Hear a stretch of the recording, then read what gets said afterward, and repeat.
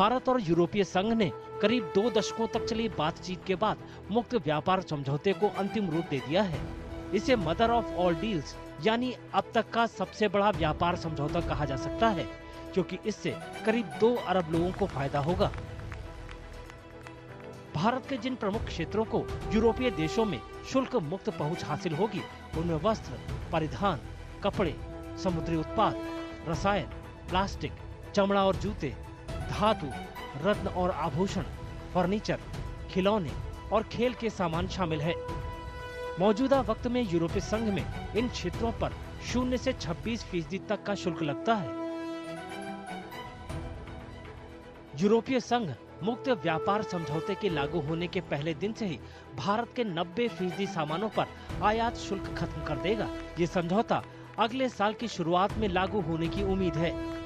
बाकी 3% आयात शुल्क 7 सालों में चरणबद्ध तरीके से खत्म किया जाएगा। दूसरी ओर यूरोपीय संघ को भारत में 10 सालों की अवधि के लिए अपने 93% सामानों पर शुल्क मुक्त पहुंच हासिल होगी। भारत समझौते के लागू होने के पहले दिन से सिर्फ 30% यूरोपीय सामानों पर शुल्क हटाएगा।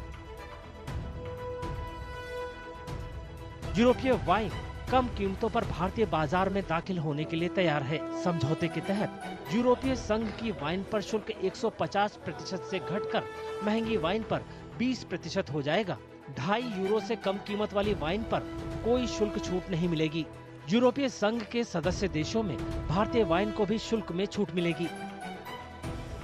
डेयरी, अनाज और सोया मील जैसे संवेदनशील क्षेत्र अब भी शुल्क रियायत से बाहर हैं। वित्त वर्ष 2024-25 में यूरोपीय संघ के साथ भारत का कुल व्यापार लगभग 136 अरब अमेरिकी डॉलर का था। समझौते के लागू होने के 3 से 4 सालों के भीतर इसके 200 अरब अमेरिकी डॉलर को पार करने की उम्मीद है।